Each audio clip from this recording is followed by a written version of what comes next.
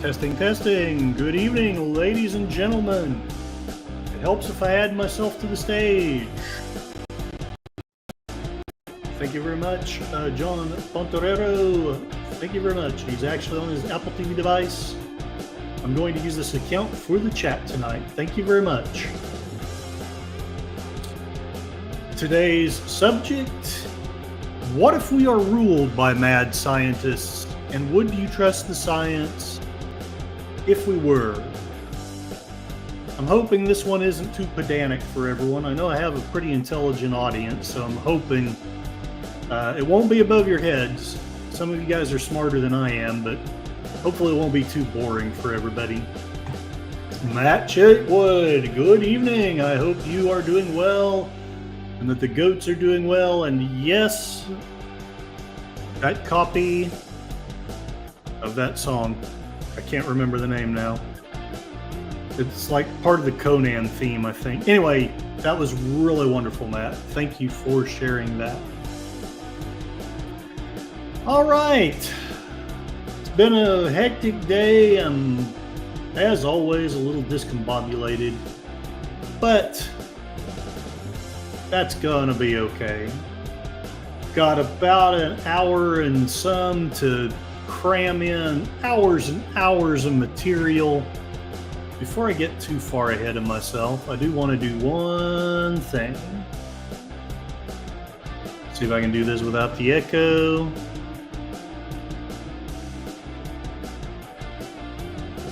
All right. I'm going to create a poll before I do anything else. So I'd like to know what you people would like me to talk about on Thursday. What would you like for the next topic to be?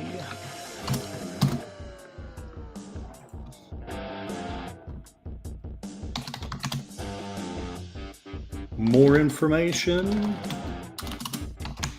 about science,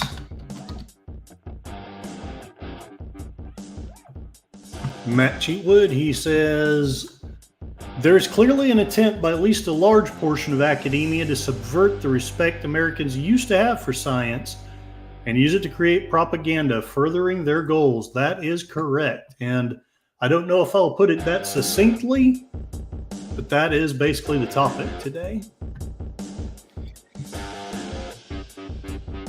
All right, more information about science.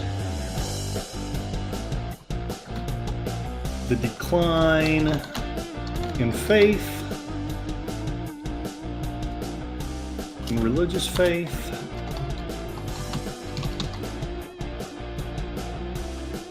More information about Hurricane Helene.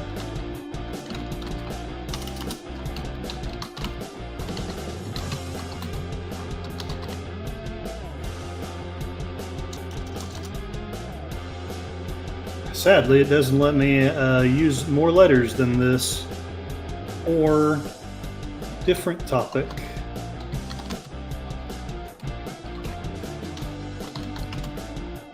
Please share in chat. Very well.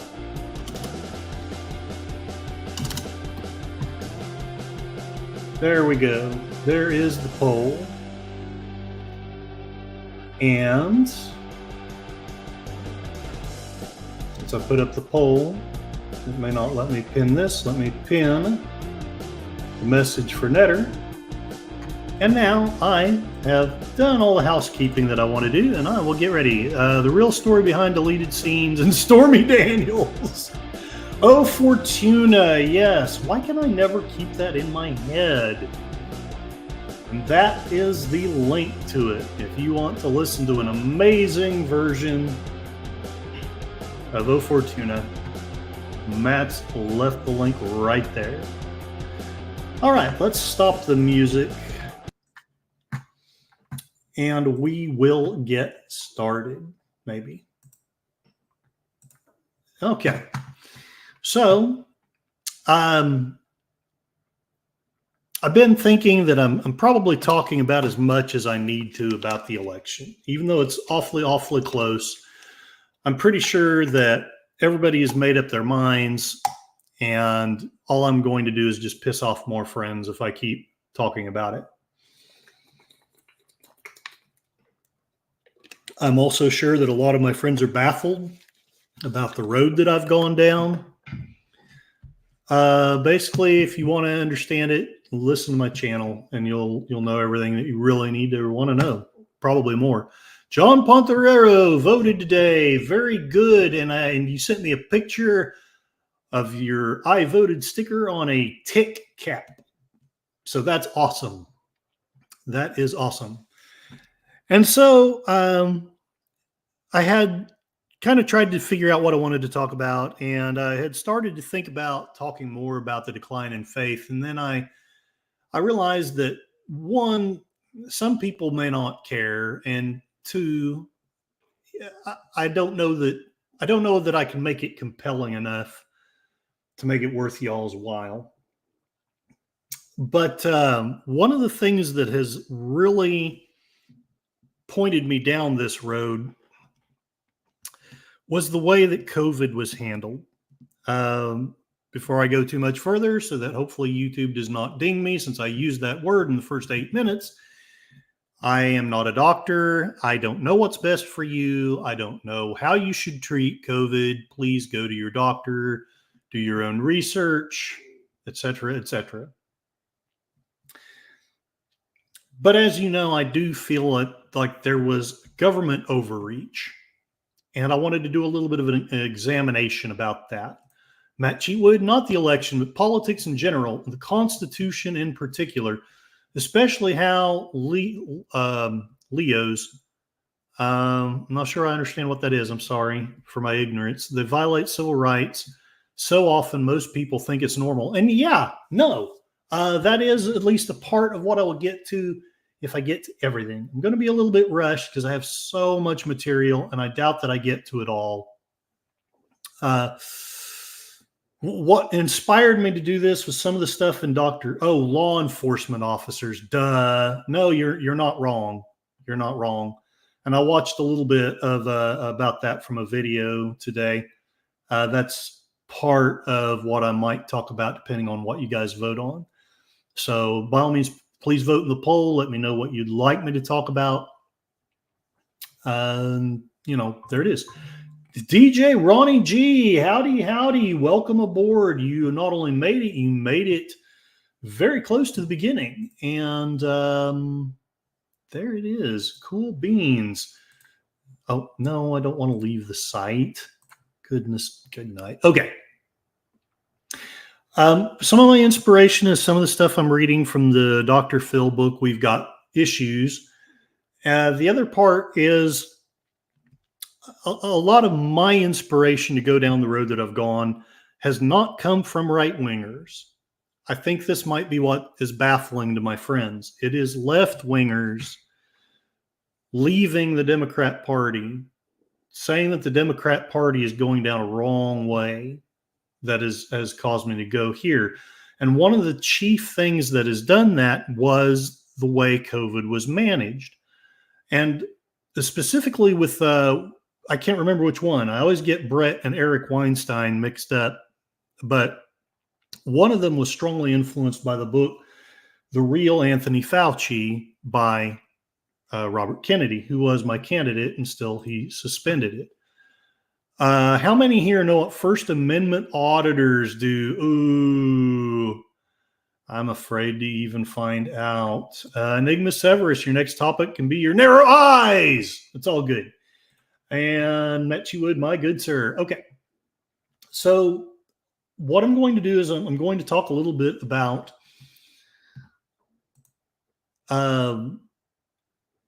basically, I was going to start with the trope of the mad scientist. Basically, it came, I believe, from the Mad Mage, and basically it became, Dr. Frankenstein, and essentially the mad scientist from Metropolis, and so on down the line. Dr. Jekyll and Mr. Hyde, things like that. I don't know that I need to go too far into that, but I do want to do some talking about C.S. Lewis and his book. And this is going to sound a little bit roundabout, but I think it's relevant to the discussion.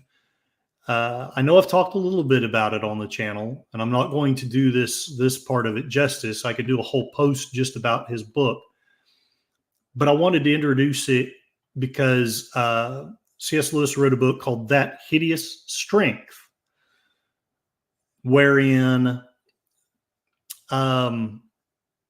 basically the world is going down a very similar path to what we're going down right now. It's fictionalized. It's a little bit over the top, but really, after the last 4 years, I'm not so sure it's that over the top. You just throw in some weird sci-fi and fantasy, and you got the book. Howdy, Dad Man Walking. I hope you are doing well. And yes, John is JPRPH1, and he is trying to help me get some hours. So he's a good man. I don't want to belabor the point about the book, but for John Mark Reynolds, who founded the Torrey Honors Institute at Biola University, That Hideous Strength is the truest account of the state of the West written in the last 100 years. And I would tend to agree with him. Summaries in the book are available. We don't want to necessarily go too deeply into it, but he talks about the thoroughgoing subjectivism of the modern schools, deprive the character aesthetic of any objective value, much less the inner wherewithal to deploy it in the demanding context of both his marriage and occupational pursuits. In quoting Aristotle in The Abolition of Man, Lewis said education ought to form what a person should and should not like. Evidently, this did not happen with the character aesthetic. The premise is essentially there's this organization called the National Institute of Coordinated Experiments, and they're a bunch of academics and scientists who end up actually being satanic dodo heads. And they're trying to take over the world, and they don't really necessarily get it done, but only because of the literal intervention, of God, more or less. GGG unit. John Ponterero, I got my main account running the Apple box. All right. And DJ Ronnie G sent hello to everybody. It may seem like I'm rushing. It's because I have so much to get through, and I know I'm not going to get through it all before 7:20. What happens? This is one of the things that the book discusses in a fictionalized manner. What happens when science falls into the hands of people like Mark Studick? What happens when science is an institution, is under the control of other valueless and chestless people? He talks a little bit about The Abolition of Man. It's definitely a book that I recommend everybody to read. It's about how essentially we're having subjectivity forced on us to an extent that we lose our humanity. We lose all of the principles that make life worth living. For Mark Studick, the character, the goal of NICE was the scientific reconstruction of the human race in the direction of increased efficiency. In The Abolition of Man's more abstract terms, it was the power of some, the conditioners, in other words, the scientists, the academics, over others. It was the conquest of nature and of human nature, in particular through eugenics. Ultimately, it meant the abolition of man. Lewis seems to conceal the satanic influence of technocratic and scientific man in TAM, The Abolition of Man, sorry. But in That Hideous Strength, it's a central point. Dark idyllic energy and dark idyllic knowledge are behind NICE. I'm not necessarily saying that what's going on is satanic. Some people feel it is, but there's definitely something really not great going on.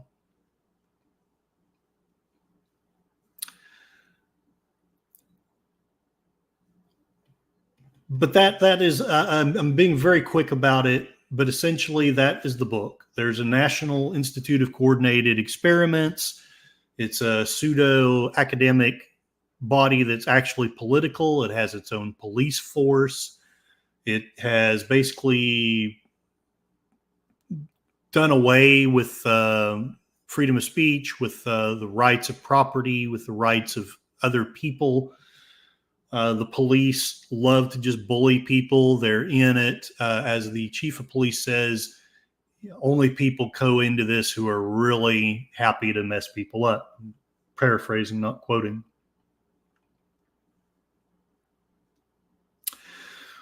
The NICE symbol, devoted as it was to technocratic and objective man, was a muscular male nude grasping a thunderbolt. So, okay, I've done a really quick job on that, but I just think that that is relevant. If you've read the book, please kind of have that in your mind as you think about the things I'm going to share. If you haven't read it, just try to envision a school, a bureau, a freaking bureau of mad scientists. And what would it be like if our government basically succumbed or fell or decided that was going to be the main object of their governance, was this weird bureau? Would we see it coming? Would we be part of the resistance, or would we just bow down and say, well, the scientists are right? Now, again, I'm not a scientist. I'm not a doctor. I'm not here trying to tell you not to take vaccines. I'm not saying any of that. What I am trying to do is share some information and see what we think about it. Obviously Kennedy has his bias. We'll see what, I'm not going to share what he says. I'm going to share his sources, and let's see what we think about it. Enigma Severus, 1984. Is that what you're talking about? Yeah, in a way, but only more deeply academicalized, whatever the term would be. Sorry, I'm sharing with my sister on how to drop weight like I did. Oh, and yeah, well, that's great, actually. And you've done a fantastic job. I am losing weight, but I need to do better. Okay. Let's see. I have so much stuff up here.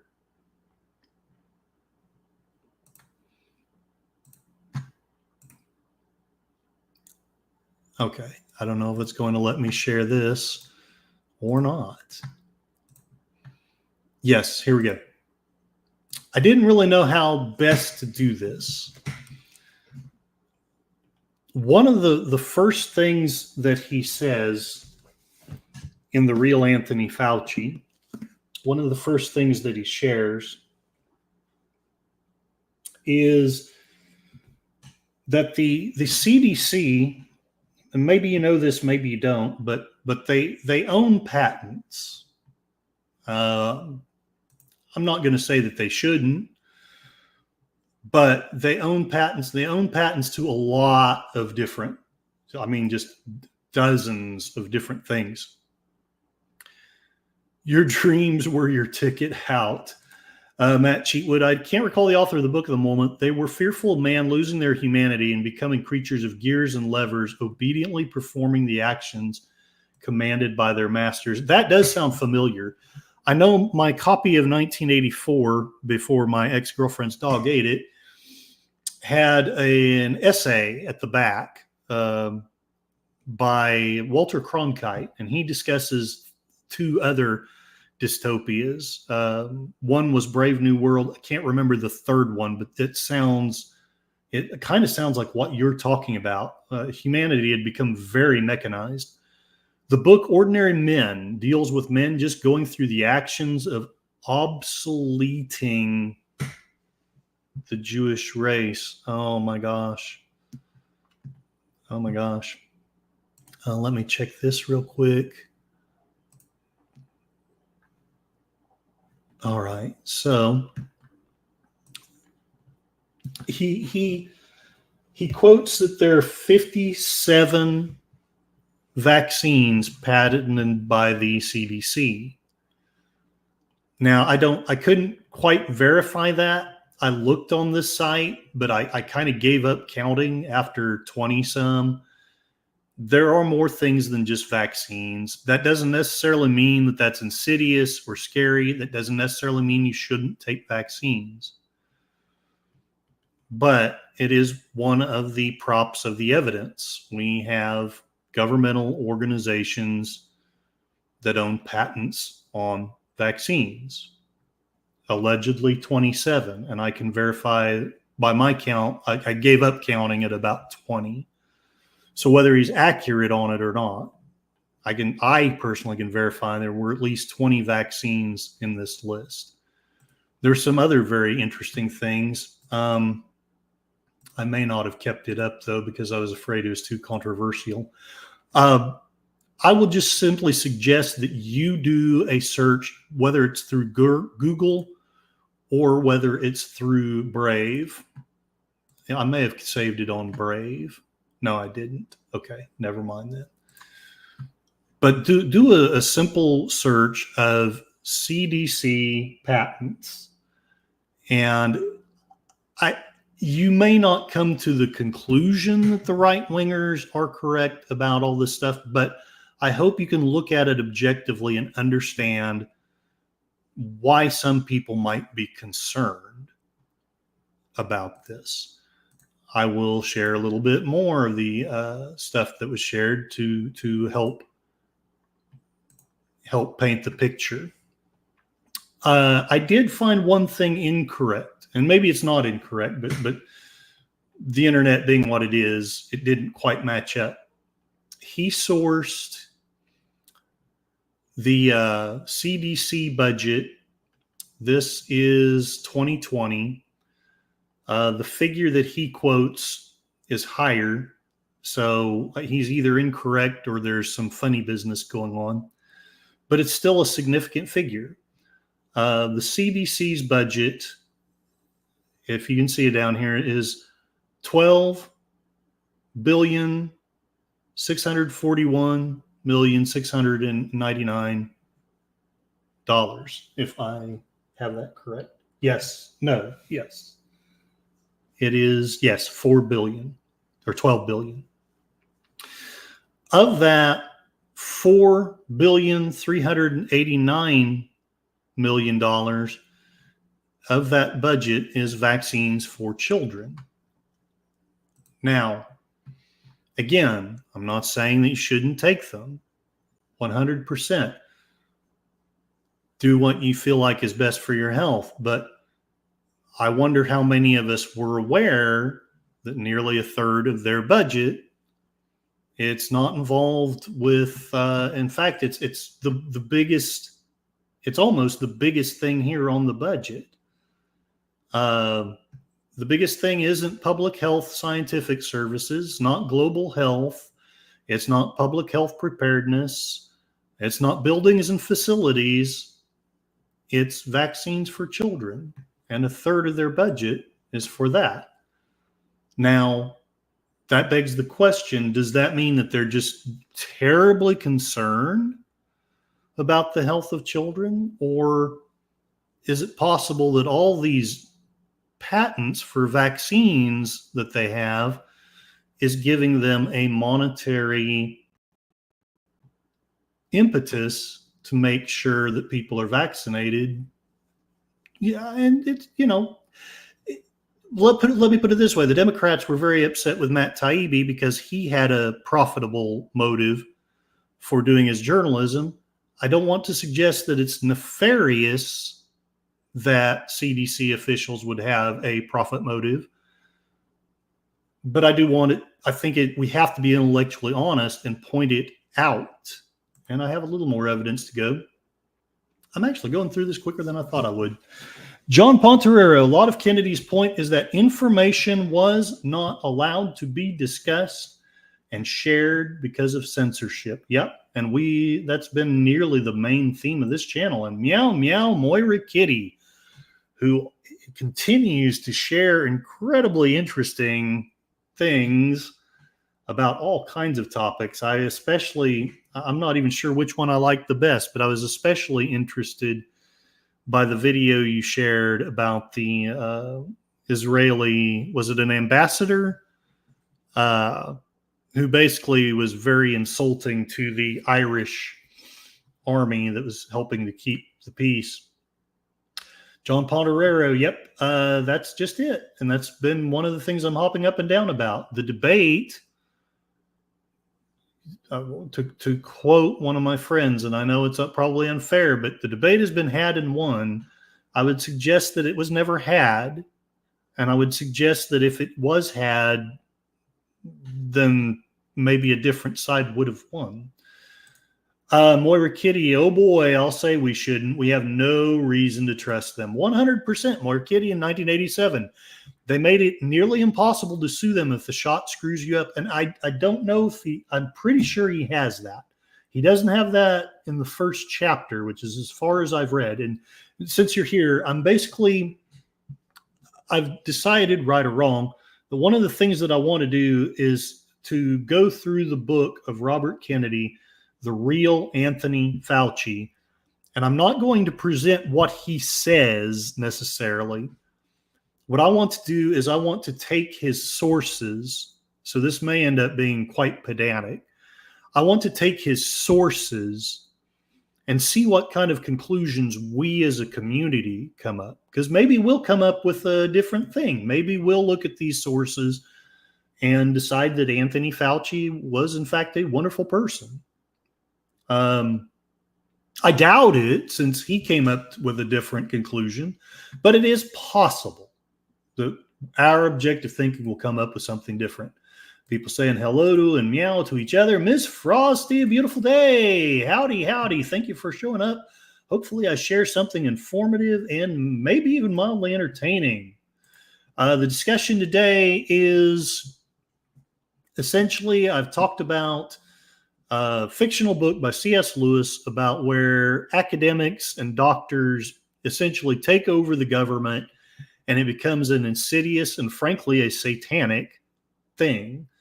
While I am likely exaggerating and possibly even in danger of demonizing people, I would suggest that it's a good metaphor for some of the things that are going on today. And I could be wrong, but I suspect that some of this evidence may lead us to a conclusion that academics, basically the bureaucrats that say that they're trying to help us, have very different motives indeed. People protested Fauci back in the early 80s because he caused a lot of AIDS victims to die. Now, I have heard about that. I don't know if we're going to end up discussing that because I'm not sure where I'm not sure what evidence he's got, and two, I don't 100% know where it leads. I know it led one of the Weinstein brothers to basically abandon the Democrat Party and decide that we have to do something different than what we're doing. I do know that because my son was autistic, I did a little bit of investigation into vaccines because of the controversial idea that vaccines I'm pretty sure nobody believes that it causes autism. So please don't misquote me and say that I'm saying that. But I think that there is adequate evidence that there needs to be research as far as are vaccines or certain vaccines, are they exacerbating the problem? Are they making it worse than it really is? I know that's intensely controversial. I don't know that I'm going to go very deeply into that here because it just gets too personal. The whole reason I brought it up is there was another book that I had been reading about the topic. It was called Plague, and it brought up Anthony Fauci. And this was the first time I had ever heard of him. The book pretty much paints him out to be a very bad person. And if you want to say, well, that's just because this was influenced by COVID and they're demonizing him. This book was published, I purchased it in June of 2018. So I don't think there's a single word about COVID in there. If there is, it appertains to other viruses, other things than what we experienced in 2019 and 2020. HH reaction can replicate or cause heavy metal poisoning. I have read that. And he was evil before C19. Well, let's see where the evidence goes. I suspect that we will find some things to back that up. This is actually going faster than I thought. Heck, I might be able to talk about more than just what I had laid out. Okay, so his next piece of evidence is a document from Cornell Law. This is a document that explains the legality and basically the allowed compensation for government regulators who have patents.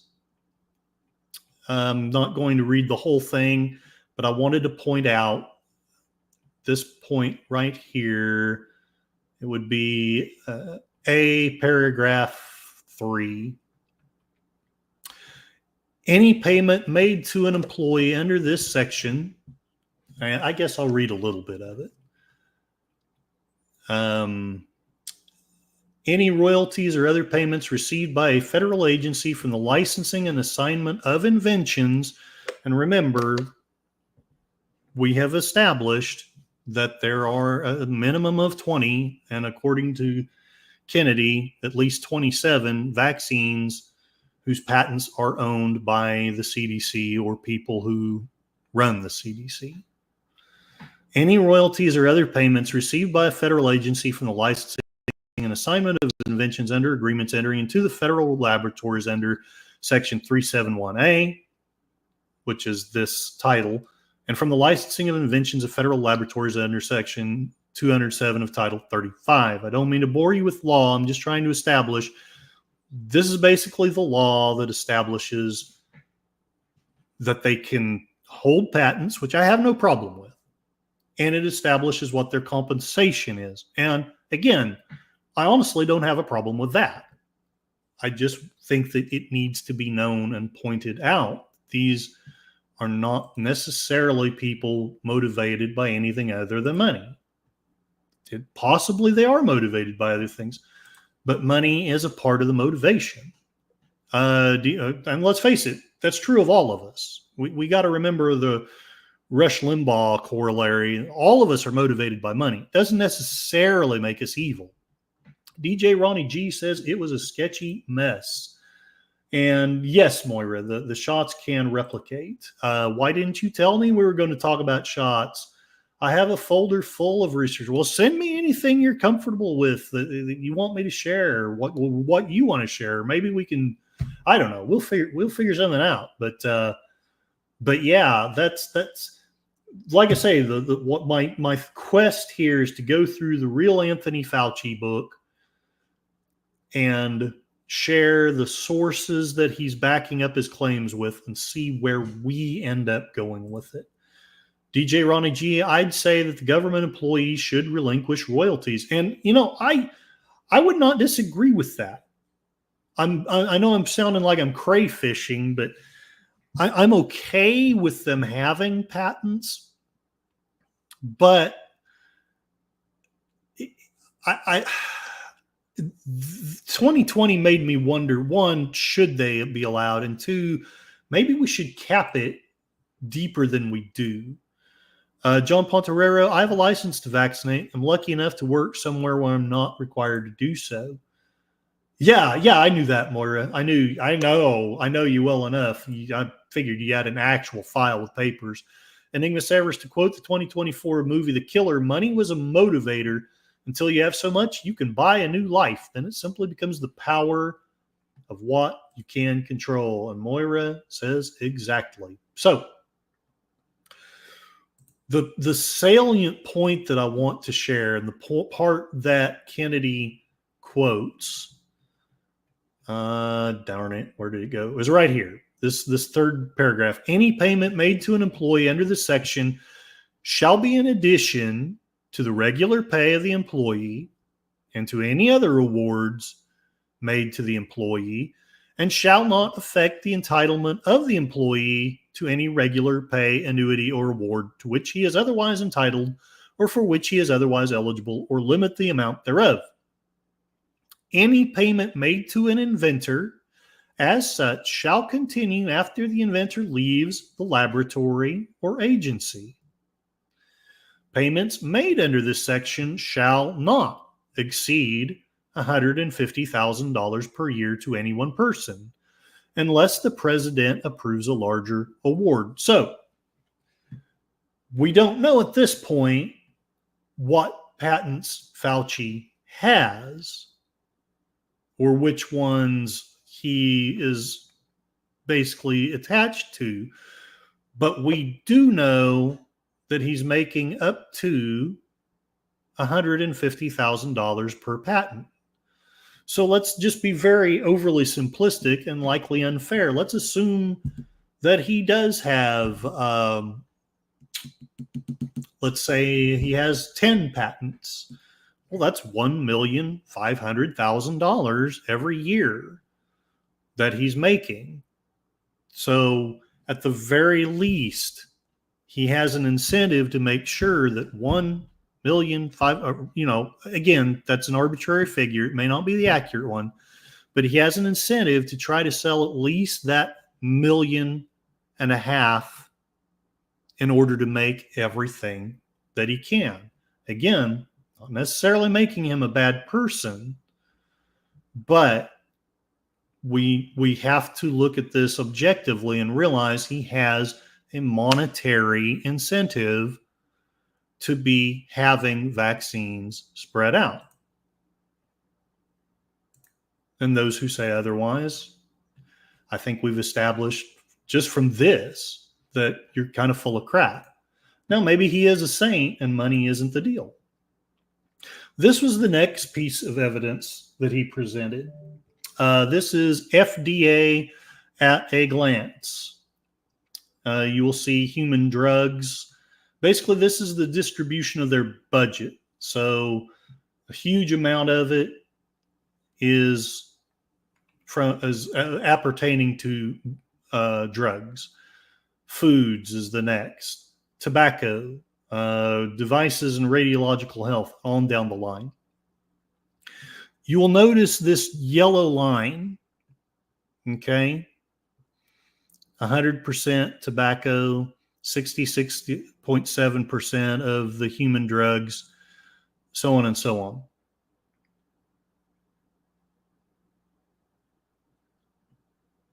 These are user fees. What is a user fee?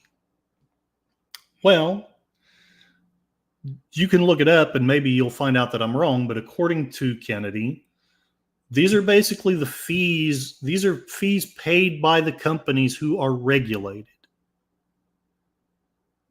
Now let that sink in. 66.7% of this large block up here, drug companies are basically paying them that amount. Now, I don't know about you, but let's ignore the rest of it. Let's oversimplify this just for the sake of argument. We can get deeper into it if we want to, but if, let's say, 2/3 of your money comes from the companies you're regulating, and the other third comes from taxes or whatever. I really don't know. Whatever other sources they have, but 2/3 of the regulation of drugs is funded by the drug companies. Does that not mean that there's a strong monetary motive to not piss them off? Possibly there's a strong monetary motive to make sure that they make lots and lots of profits. I mean, we'll get more money that way. We're getting 2/3 of it, if you believe this graph. And it's from the FDA itself, so I don't know why we're not believing it if we don't. It's on their site.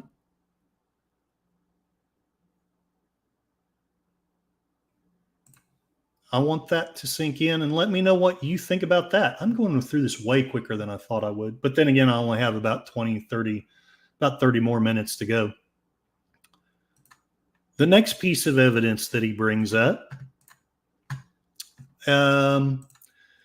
I couldn't verify everything that he said, so I don't know that if this site was altered or if he just knew it and then cited this page. And I failed to point out, if he's done the math right on that last graph, the FDA is funded 45% of its budget by the pharmaceutical industry. If he's done his math right, he may not have, but at the very least, we saw there's a huge percentage of it that is funded by them. According to him, Anthony Fauci has worked at NIAID, which is not to be confused with MOUSE. It's basically I can't remember exactly what the phrase comes from, but it's the department of, basically the big funky department of allergies. He's been there since 1968, and he served as the director, as you can see from this page, from 1984 until 2022.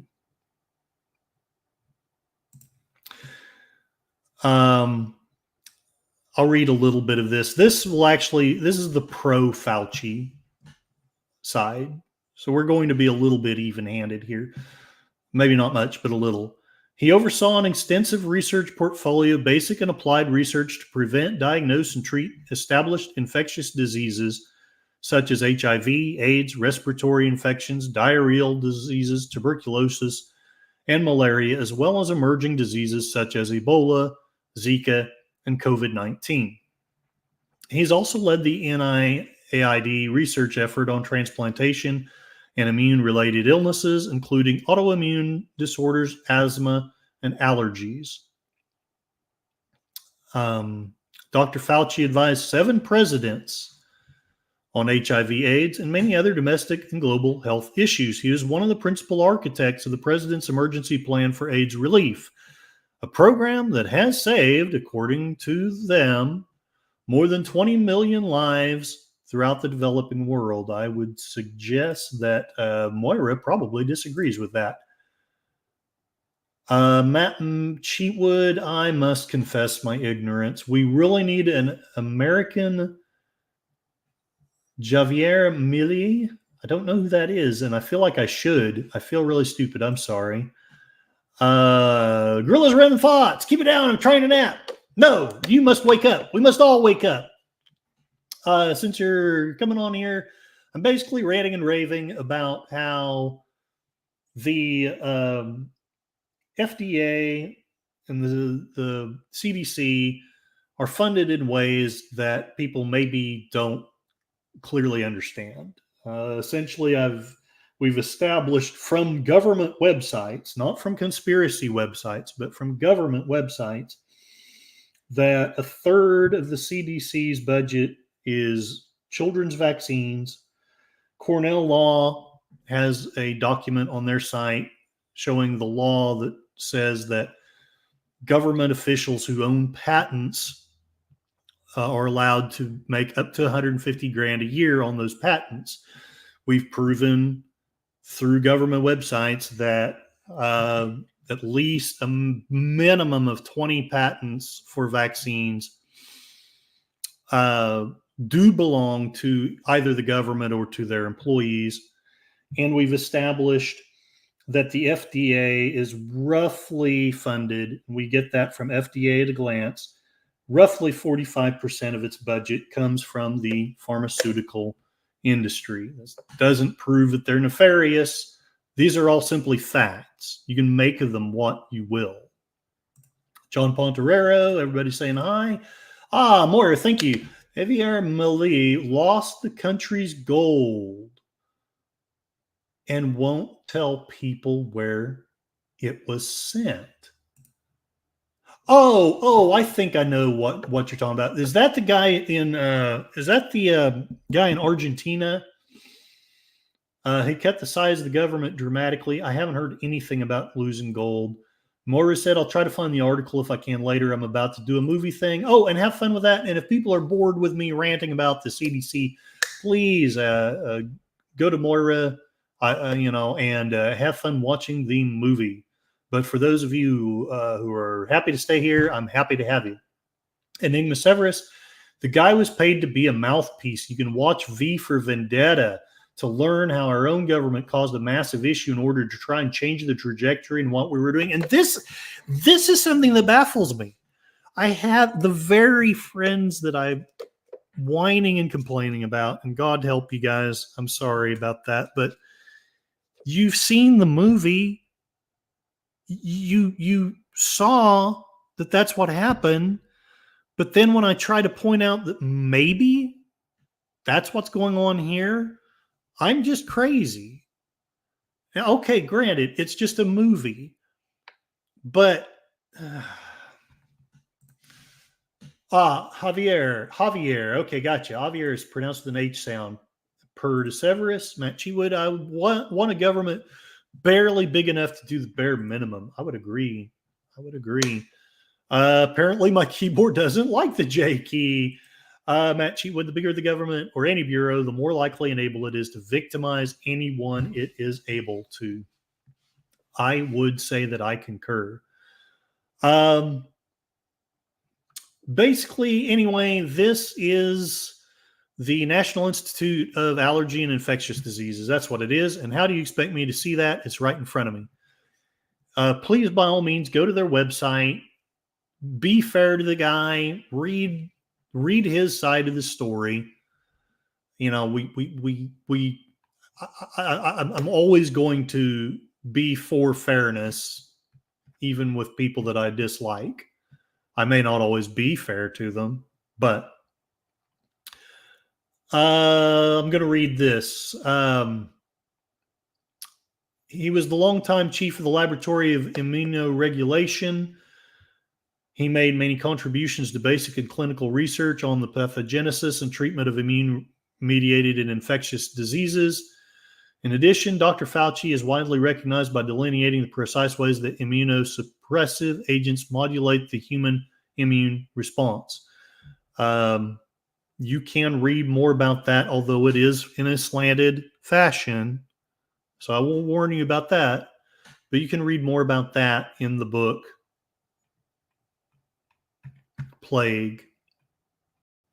It's ostensibly it's about the correlation between, well, the woman that is the main center of the book. It's a narrative, so be warned. It is a narrative. It's not pure science. But the woman that's at the center of all the drama was investigating the correlation between autism and chronic fatigue syndrome and several other things, including asthma. And basically, she ran afoul. I'm giving you the Cliff's notes. She ran afoul of Dr. Fauci, and it ruined her career. And now she is persona non grata. Possibly she deserves it, but if you believe the book, she absolutely didn't. But then we're all heroes in our own story. Going to share one more thing that I did not get from Kennedy, but I did get while I was researching his sources. I'm not even going to comment on it because I guarantee that if I do, this will get blocked. I'm just going to present this, and I'm going to let you read it. This is a website from, what year was this? 2007.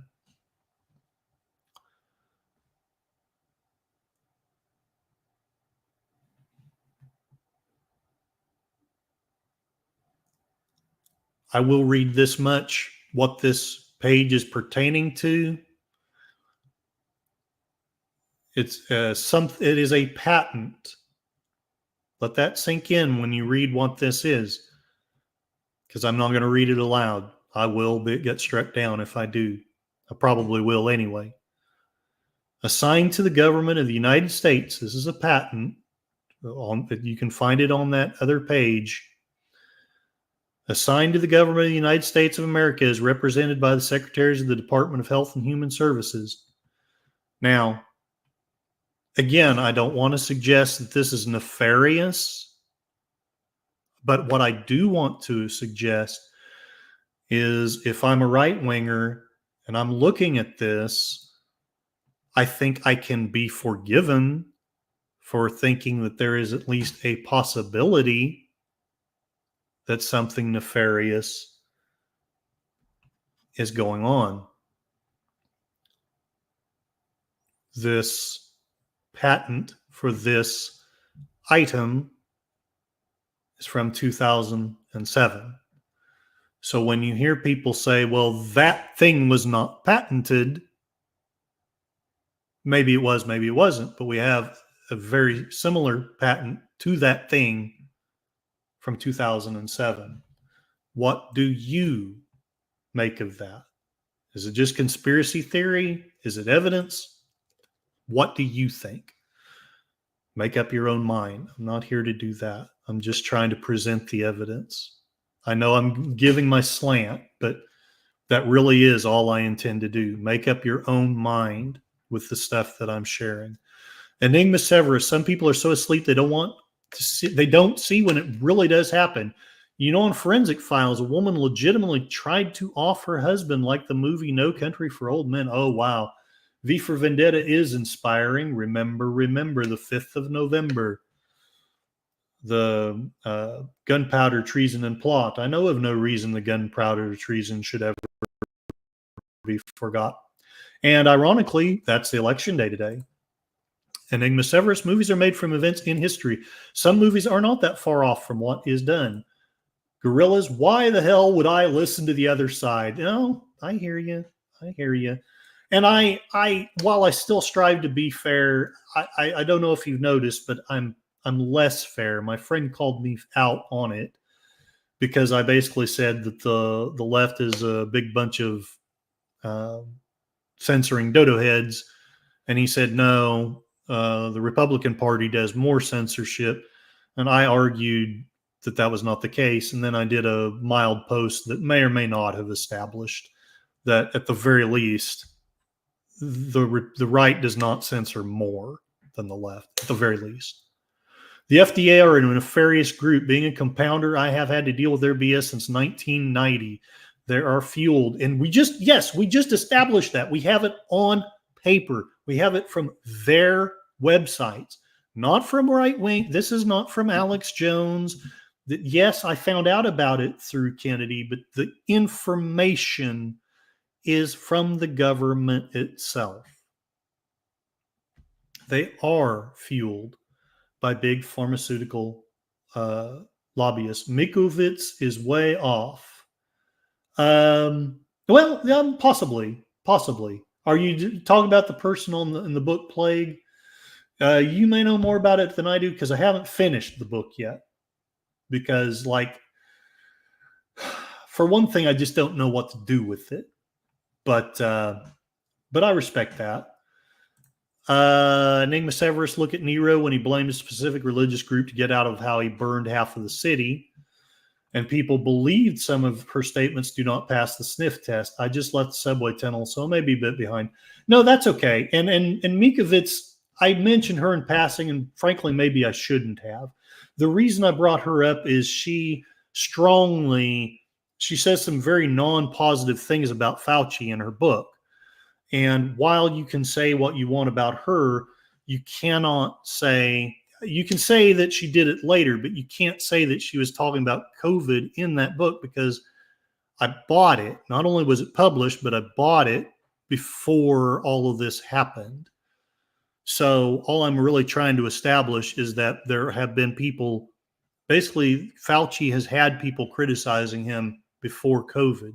Whether that's deserved or not, we'll get into that as time goes by, although likely not in this post because I've only got about 20 minutes left. And I get what you're saying. My friends think I'm kind of foolish for even reading her book. Again, I don't know what to do with a lot of the stuff that she shares. I've thought about sharing it on here, but I didn't want to muddy the waters. Matt Cheatwood, left wing, right wing, same bird, agreed. DJ Ronnie G, there's one from 2003, shares the same generic name, but is SS1 as opposed to SC2. Yeah. Okay, so I shared that cryptic piece of information. I'm going to do a little bit of a gear shift, and hopefully y'all are voting in the poll. I've got a poll going on. What do you want me to talk about next on the next one? Right now, more information about science and the decline in religious faith is tied neck and neck at 33%. I am going to say that if those tie, I will break the tie myself and do more things about science. Having said that, please vote. Please let me know what you would like, and I will be happy to go along with that. But they are both tied at 33%. More information about the Hurricane Helen is 22%. 11% different topic. Please share in the chat. Whoever voted for that, please let me know what you would like it to be. Although it looks like it will likely lose. But anyway, and my dog's barking in the back. DJ Ronnie G, that's a reasonable point. Thank you very much. You're definitely much less dismissive of what I said than my friends have been. So I appreciate that. Again, I'm not saying that Mikovits is right. I'm not saying she's the good guy. All I'm saying is she wrote a book. She was very non-complimentary about Fauci. And I frankly have no idea of what to do with the narrative because it's not a science book. There's a lot of science thrown in it, but it's not a science book. It's a narrative book. I'm not talking about the real Anthony Fauci now. That's I don't know what. I guess you'd call it a biography. I don't know. Sashi, the only sides from my perspective are us. And then I did not say hi to you. Hello, Sashi, the man from the future. Politicians pretend to be on your side, get you to fight each other to their benefit. 100%. DJ Ronnie G, divide and conquer. Good evening from the past. All right.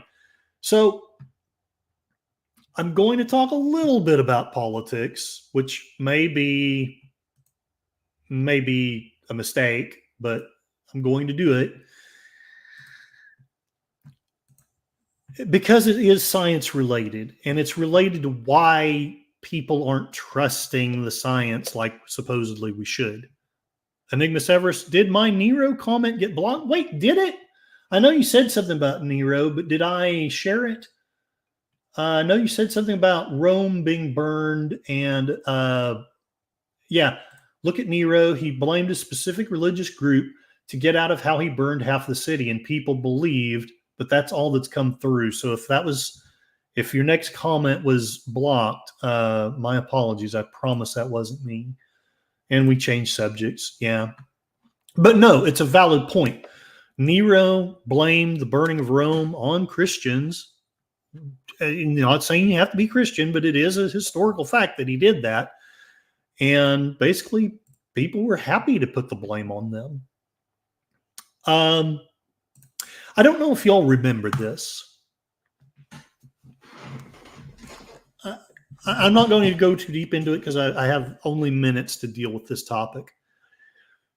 But if any of you remember, Trump was claiming that wind turbines kill whales.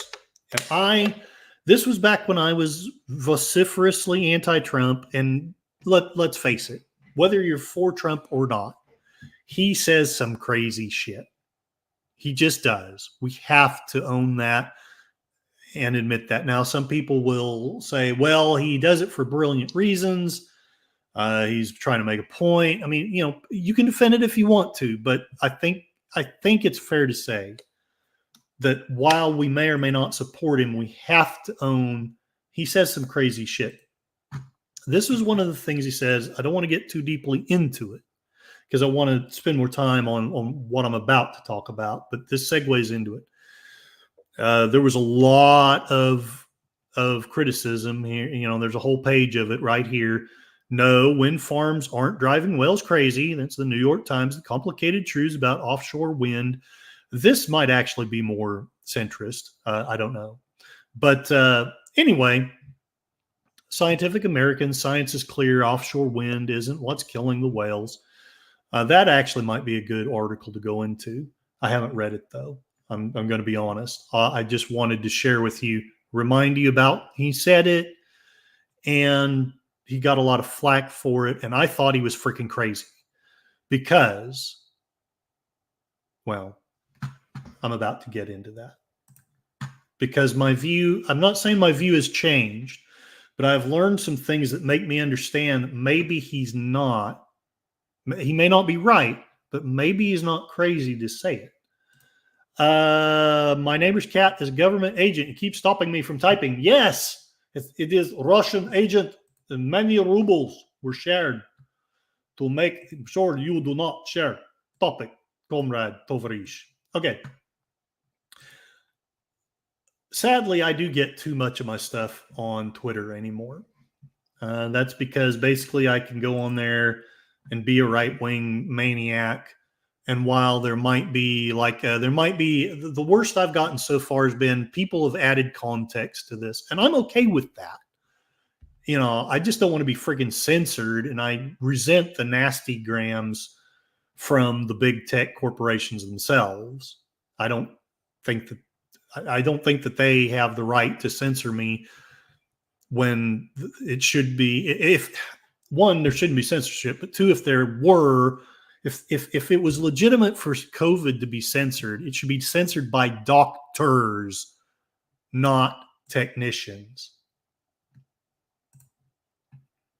This was a tweet by Robert F. Kennedy. You may remember he was one of the things that was said about him was that he had cut off a whale's head,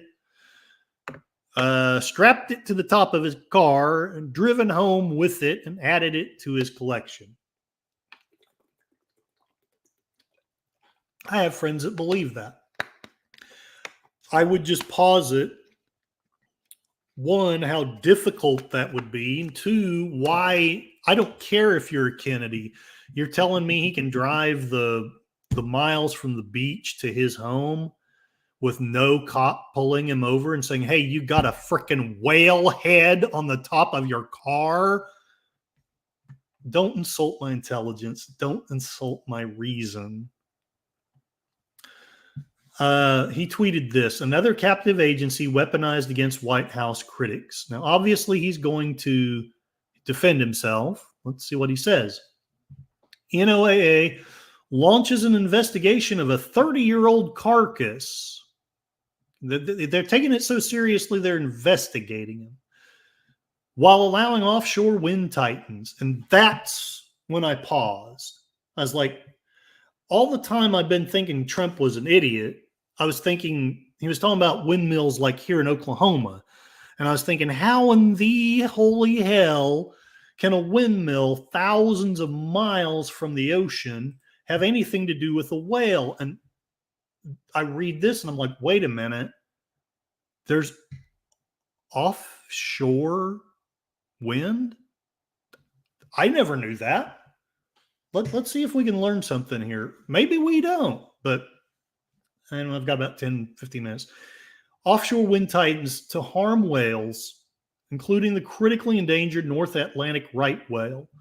On September 4, I, Robert F. Kennedy in this case, received a letter from Mr. Todd J. Smith, Assistant Special Agent in charge of the National Marine Fisheries Service, United States Department of Commerce. In the letter, the agency states that they are investigating the alleged claim that I collected a specimen from a rotting carcass found on a Massachusetts beach in 1994. It claims that I may have violated the Marine Mammal Protection Act. The agency sent its letter just 12 days after I endorsed President Trump on August 23, raising the concern that this investigation is yet another instance of the systematic weaponization of federal enforcement agencies against White House critics. Here's my response to this letter. which I sent to him on October 8th. In regards of the alleged violation of the Marine Mammal Protection Act, Mr. Smith, this is my response to your inquiry.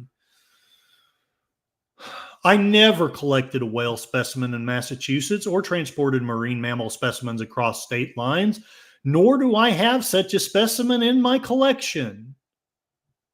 While I am impressed with the alacrity with which the National Marine Fisheries Service launched its investigation of the fate of a 30-year-old specimen, the rapid reaction contrasts sharply with your stubborn intransigence in addressing the apparent massacre of marine mammals by the offshore wind industry. Again, I knew nothing about this, and I still don't know much, but I knew nothing about this before this letter. Recently approved offshore wind farms appear to be putting several protected dolphin and whale species, including the critically endangered North Atlantic right whale, in dire crisis. Now, this is the first I'm hearing about this, so I'm kind of taken aback. I did not know there were offshore windmills, and I'm like, how could they be hurting the whales? I don't get it. Your agency has idly watched the approval of 30 offshore wind leases from Maine to North Carolina, effectively privatizing 2.3 million acres of ocean bottom, mostly on extremely productive fishing grounds and critical habitat for migratory whales and other marine mammals, including the critically endangered North Atlantic right whale. Many Americans suspect that your agency's anemic response to this serious emergency may be rooted in its reluctance to obstruct the profit ambitions of a politically powerful cabal of energy titans, including Dominion, Shell, General Electric, and U.S. financial houses Goldman Sachs, BlackRock, Wells Fargo, Citibank, J.P. Morgan, and Blackstone. These firms either directly own or are funding projects by foreign energy behemoths, including Equinor, Norwegian government Ørsted, Danish state majority-owned Iberdrola, and Total Energies. The backing by these U.S.-based financial houses allows foreign governments and foreign-owned wind developers to collect tens of billions of dollars in U.S. subsidies and tax credits. These subsidies are provided by the Inflation Reduction Act, President Biden's signature environmental legislation. And the U.S. offshore wind is an environmentally destructive boondoggle. No financial institution will fund these projects in the absence of obscene government subsidies. Offshore wind farms produce energy 300% more expensive than cheap and abundant onshore wind, which I strongly support. These companies, based on present offshore wind construction plans that have been approved or are in the process of being approved, will pile drive 2,200 offshore wind turbines into the ocean floor. Did any of you know that? I did not.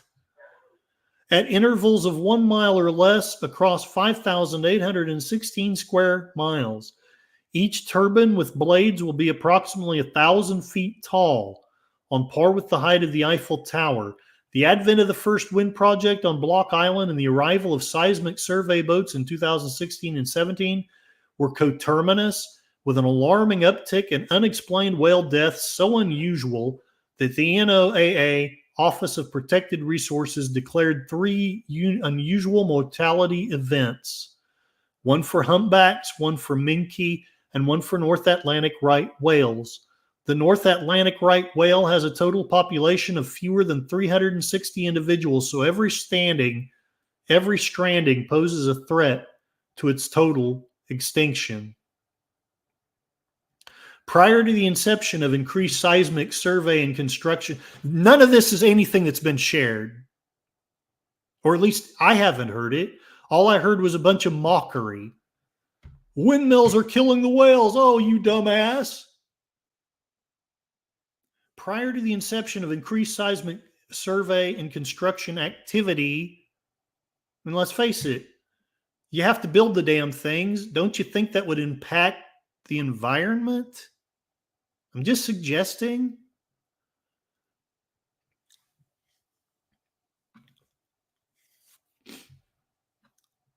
Ship strikes alone during that survey killed an average of 1.4 humpback whales annually from Maine to Virginia.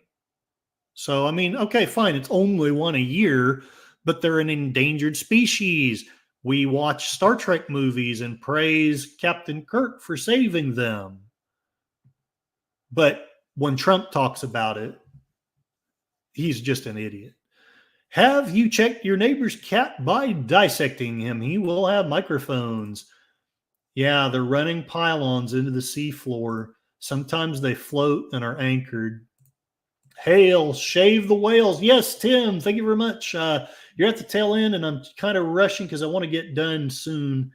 And we can all go, or as many as want to, can go to Netter's Network and watch Twin Peaks, or you can go to Moira's and watch a movie, a Halloween movie.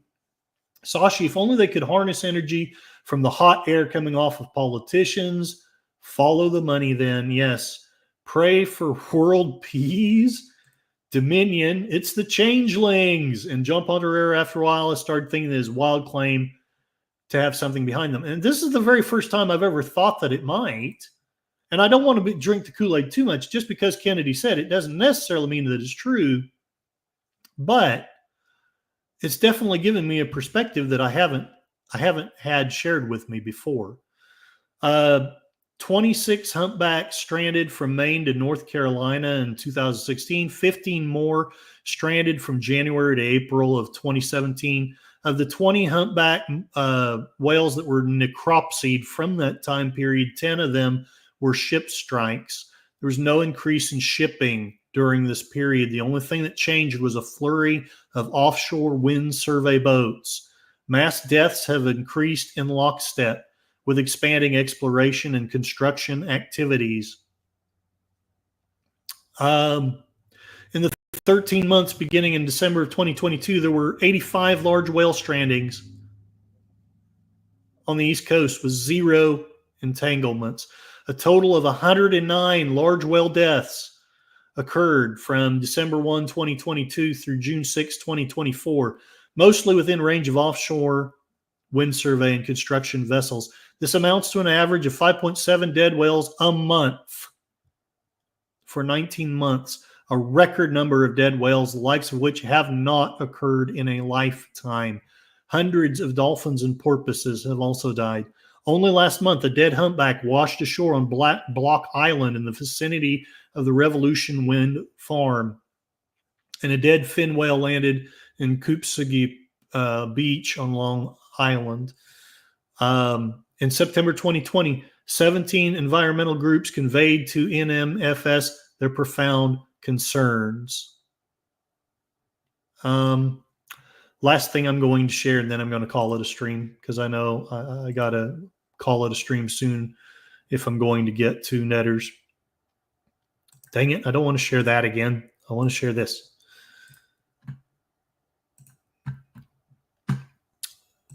One of the items that he cites, and I didn't get there, but I wanted to share a little bit of it.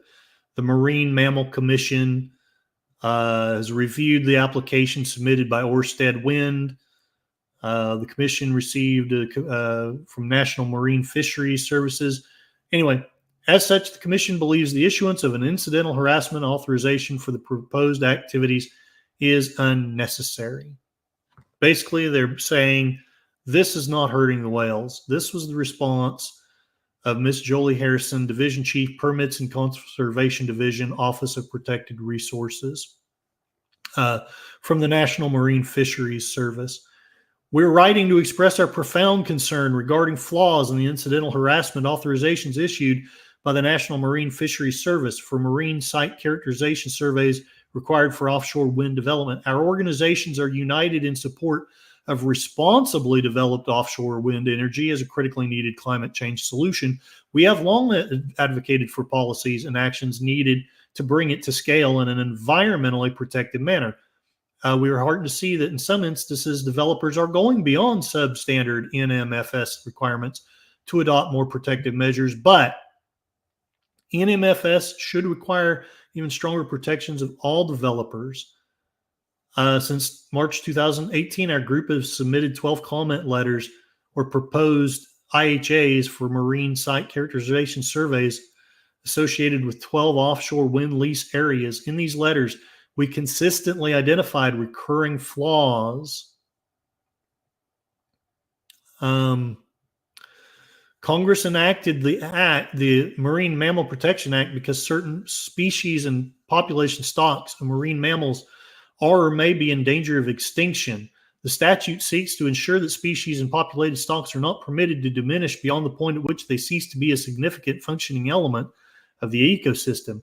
At the heart of that law is the take prohibition, which establishes a moratorium on the capture, harassing, hunting, or killing of marine mammals. Generally prohibits any person or vessel subject to the jurisdiction of the United States from taking a marine mammal on the high seas. Harassment is any act that has the potential to injure a marine mammal or marine mammal stock in the wild. The NMFS may grant exceptions to the prohibition.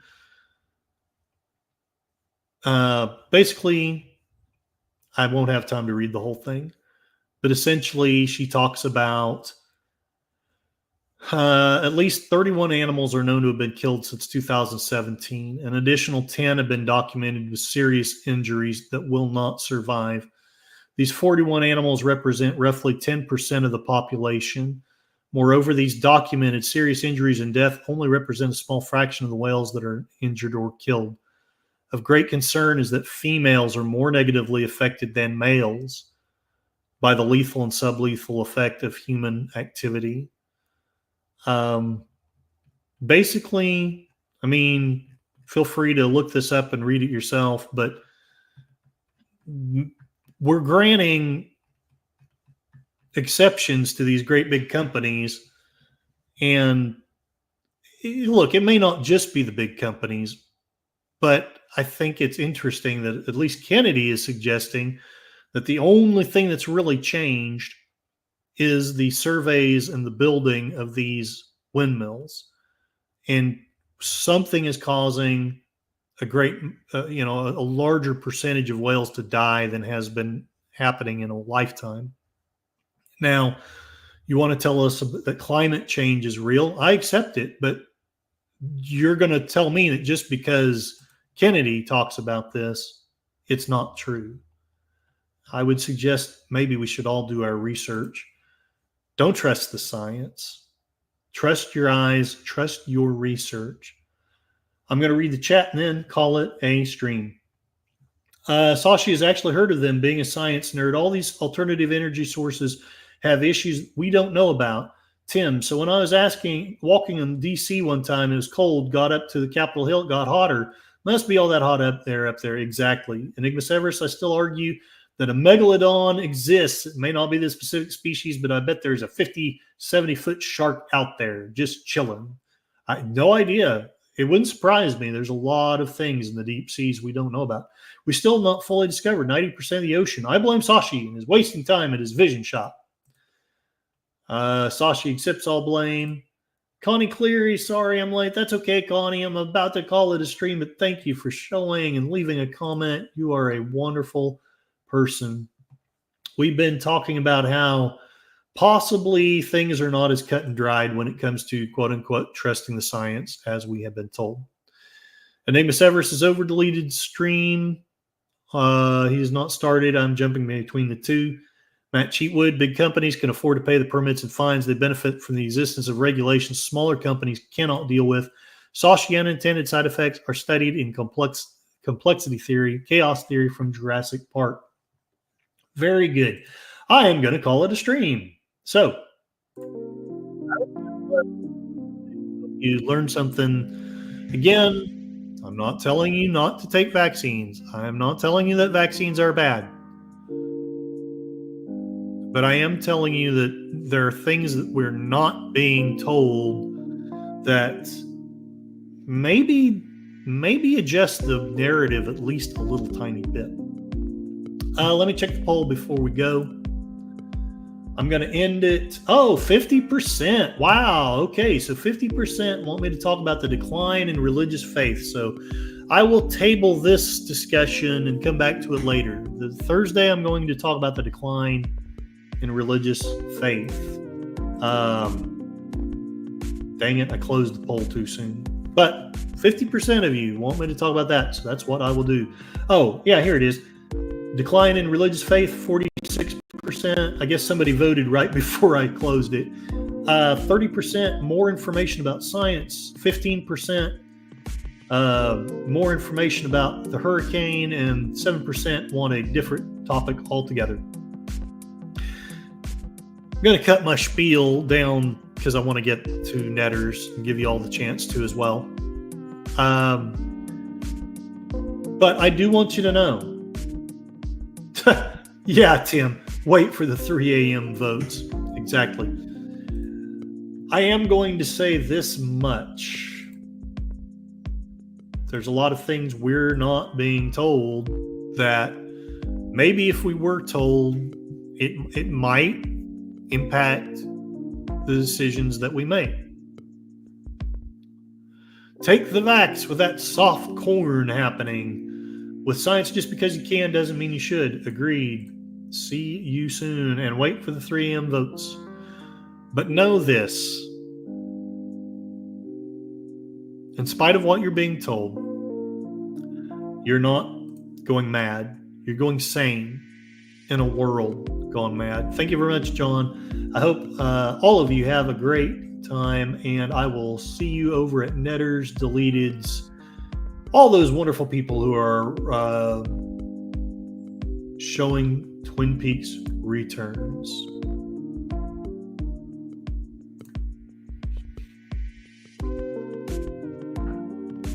Yeah, we could end up being tampering with God's domain. Have a wonderful evening.